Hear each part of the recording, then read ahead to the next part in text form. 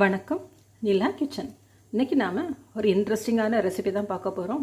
Back பண்ணாமல் steam பண்ண banana cup cake. Banana cup கேக்னா நம்ம யூஸ்வலாக பண்ணுற கேக்லேருந்து கம்ப்ளீட்டாக டிஃப்ரெண்ட். ரொம்ப ஹெல்த்தியான இந்த கேக் எப்படி பண்ணலாம் அப்படின்னு சொல்லிட்டு பார்க்கலாம்.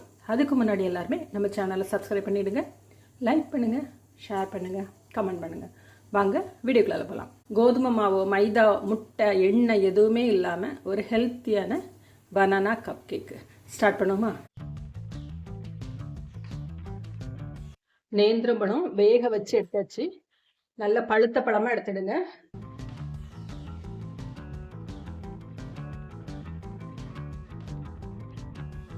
சூடாக இருக்கச்சிலே தோலெல்லாம் எடுத்துடலாம்.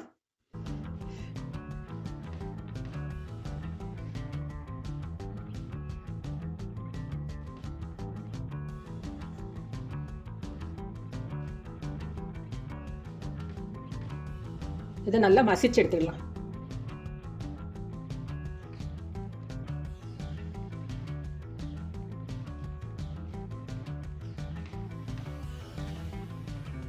இதோட ஒரு கப் அளவுக்கு அரிசி மாவு, கொஞ்சமாக உப்பு சேர்த்துடுங்க, கொஞ்சமாக மஞ்சள் பொடி. சூடாக நல்லா பிசைஞ்சு எடுத்துடுங்க.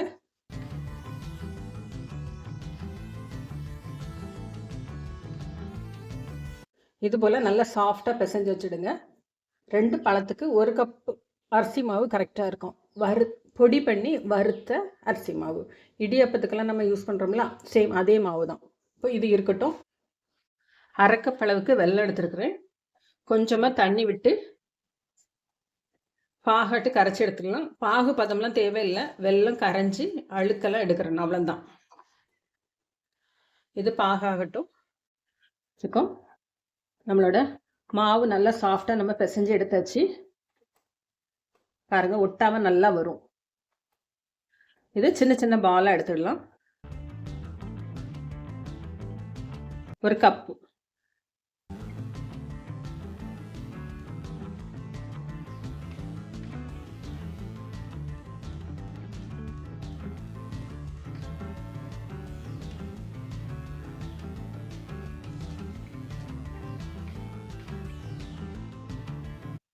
இது போல் எல்லாம் எடுத்துடுவோம்.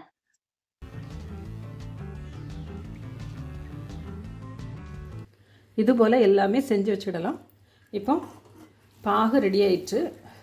ஒரு பேன் அடுப்பில் வச்சுடலாம்.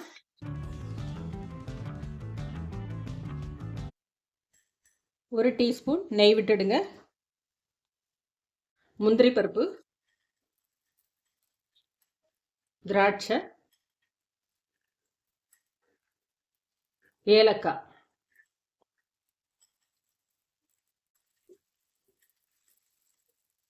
முந்திரி, ஏலக்காய், திராட்சை 3ஐயும் வறுத்துடுங்க. முந்திரி வறுபட்ட உடனே 1 கப் துருவின தேங்காய்,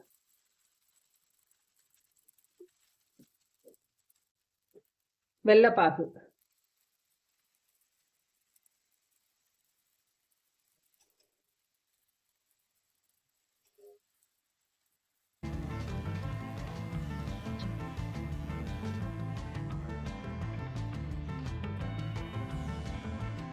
இது இவ்வளோமே போதும். தண்ணி நல்லா வற்றி வந்ததுக்கு அப்புறமா பொடி பண்ணின 1 கப் அளவுக்கு பொட்டுக்கடலை பொடியை இதோட சேர்த்துக்கிடலாம்.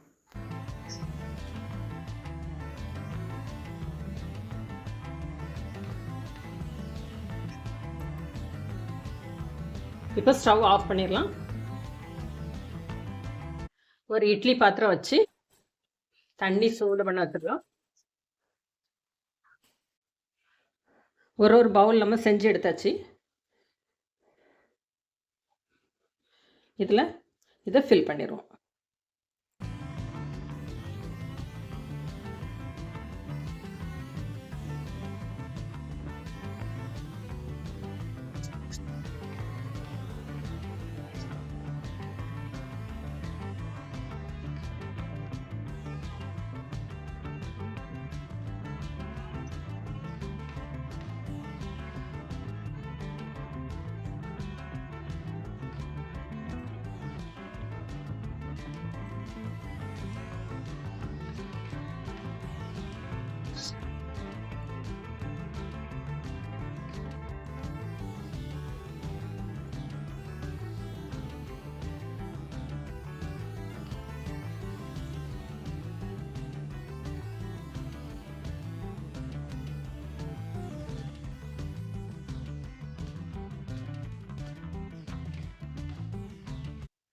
இதை இப்போ 10 நிமிஷம் ஆவியில் வேக வச்சு எடுத்துடலாம்.